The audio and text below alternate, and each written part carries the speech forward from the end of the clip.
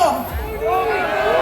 Okay lang, maraming salamat sa pagpunta ngayon, itong gabi ito, sa pagtindig at sa pakikisama sa nangyayari sa ating bansa. Mahalaga ho na bawat Pilipino ay tumatayo, nagsasalita, dahil ang kinabukasan ho natin, hindi na ho siguro ang henerasyon ko, pero yung mga anak at apo ninyo ay napakahalagang paglaban natin ang kanilang kinabukasan. Wala ho ito sa leader.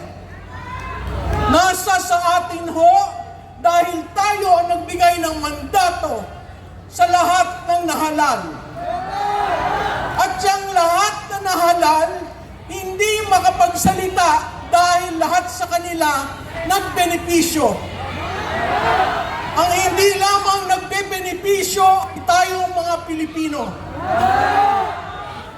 Kaya napakalaki ho ng pasasalamat namin, lalo na ng mga organizers, na kayo ay pumunta dito, na tayo ay nagkita-kita, at tayo ay naihiyain natin ang ating kalooban. Alam ba ho nyo na ang utang ng Pilipinas ay 18.5 trillion na?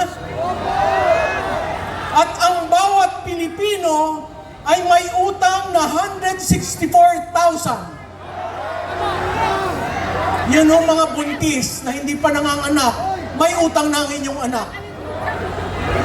At ang bawat pamilyang Pilipino ay may utang na 674,750. Ang laki ho, no? Pero ang pagbabayad ng VAT, tayo rin ho yun. Tama ho? Pag tayo ay bumili, may VAT. Pag tayo ay nagbayad ng elektrisidad, may VAT.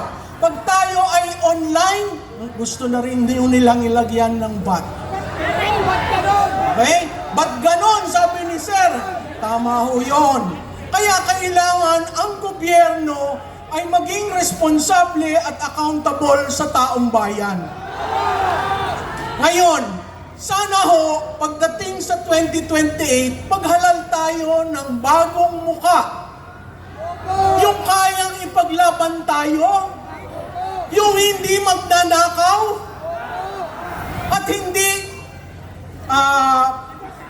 magkukubli sa responsibilidad nila na magkaroon ng maayos na flood control dito sa ating bayan. So, hindi na ho ako magpapakahaba, labanan po natin ang korupsyon. Wag naman yan, sir. Baka lahat tayo mahuli, no? Sa bagay, hindi nila kaya ilagay lahat ng taong ito sa kulungan, no? Oo, no? So, patuloy po nating paglaban. Alam ko po na napakahirap. Alam ko po na marami na sa kasamahan namin ang nakulong.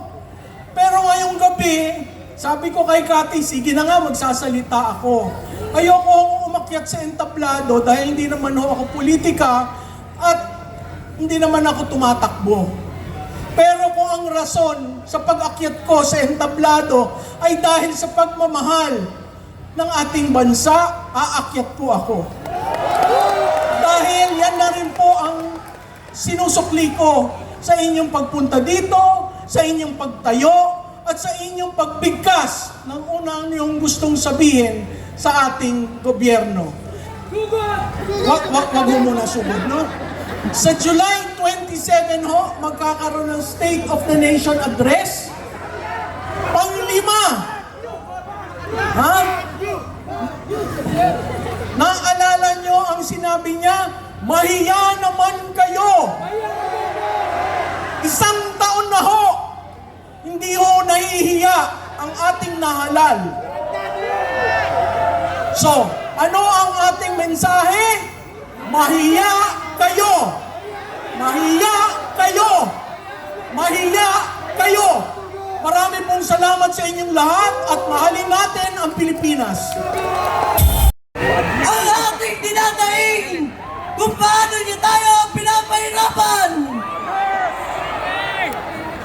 Ako ay isang kabataan na namulat dito sa ating bansa.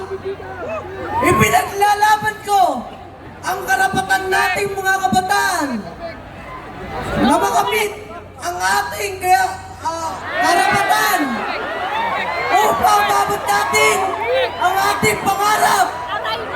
Dahil sa gobyerno ito, nararamdaman natin imbis na sila ay tila ating kakampi. Ngunit, bakit parang sila ang humahadlang sa ating mga pangarap? Papayag ba kayo na maghirap ang kapwa ninyo Pilipino? Papayag ba kayo na mamatay ang kapwa ninyo Pilipino sa gutom?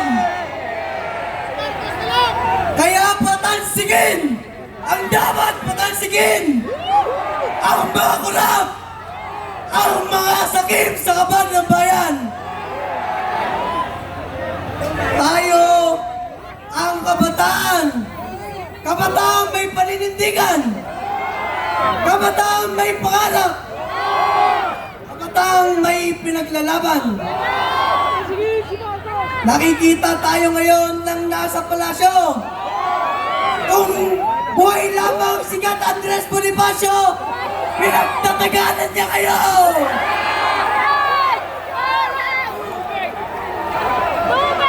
Kung buhay lamang si Dr. Jose Rizal, sinampal na niya kayo ng libro! Gising kabataan! Magpanami tayo! Bigyan natin ng dahilan ang kapwa kabataan natin upang sumali sa samahan ito. Hindi ito pansariling interes lang. Buhay at dangal ng Pilipino ang pinaglalaban natin. Sabi ni Jose Rizal, tayo ang pag-asa ng bayan.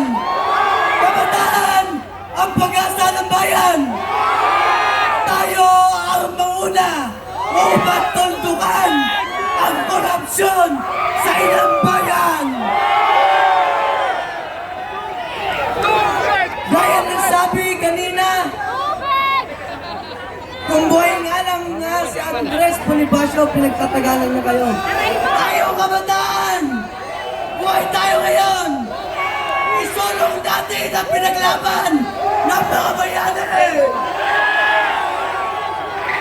Hindi lamang ako o ang sarili ko ang pinaglalaban ko. Ang kapwa ko ay estudyante.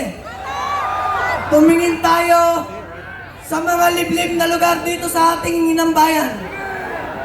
Ang estudyante at ang guro ay siyang nagbubuhis ng buhay upang makabit lamang ang pag-aaral na kanilang pinapangarap. Mabuhay kabataan!